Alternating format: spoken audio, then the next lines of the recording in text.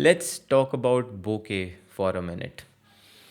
This topic will not be complete, will not be considered as complete if we don't talk about this because on YouTube हमेशा से हमें यही सिखाया गया है कि if you want to attain that shallow depth of field, that bokeh, you need to have a fast lens and a full frame body, which is partially true, I would say. But there are two ways of attaining bokeh in your videos. The first one is using a fast lens in on a full frame body or even on a crop body. And the second one is using a longer focal length. Now जो पहले वाला है वो हमेशा से हमें YouTube पे सिखाया गया है कि भाई if you want to have that bokeh, that shallow depth of field, you need to use a very fast lens f1.2, 1.4, and you need to do that with a full frame body to get even more shallower depth of field, which is true, which is good enough. But the problem with this method is that your area of focus becomes very, very small, and it's very hard to keep your main subject in proper focus and sharpness.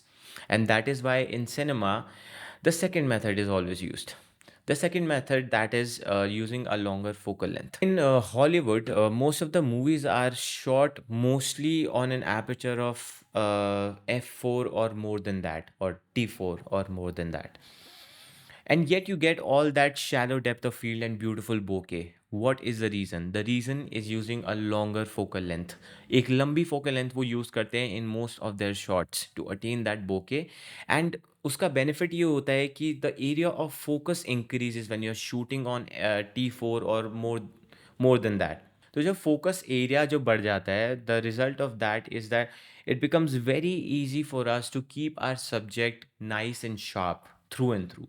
Wide lenses are used for very particular purposes or shots in cinema, especially when you want to show an establishing shot, or do you want to, or if you want to show some surroundings, the environment, then only the wide lenses are used. But mostly most of the movies are shot on longer focal lengths. Mostly movies में अभी तक crop sensor use होने का reason ये था कि because of that crop sensor, it becomes very easy for the director to use longer focal lengths. ठीक है, जो नॉर्मली जो फुल फ्रेम पे 16 होगा वो क्रॉप सेंसर पे 24-25 तक जाता है. तो it becomes very easy to attain that longer focal length, and hence all that bokeh that we have been talking about वो भी अटेन करना ईजी हो जाता है. एंड आप अपना जो टोने है, एपर्चर है, you can keep that f4 and f5 to keep your subject nice and sharp. I am bombarding you with all this information just because I want to prove that it's not like you can't attain bokeh in crop sensor cameras. You just have to know the stuff that you need to do. You just need some knowledge, some gear purchases accordingly, and या I mean जो भी आप full frame में करना चाहते हो वो आप क्रॉप सेंसर कैमराज में भी कर सकते हो after that.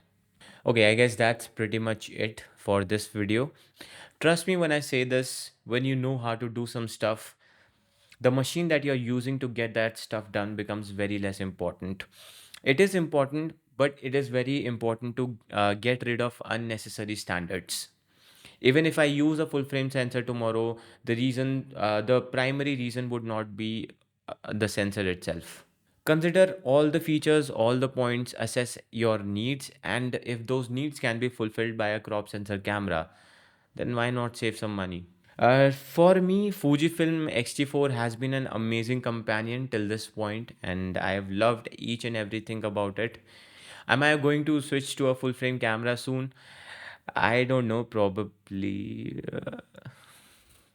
I seriously don't know. I'm figuring things out. I am assessing my needs and everything. And I'm comparing different models right now. I'm in the process of selecting my next camera. I might shift very soon, but where do I reach from here? That is still unknown to me.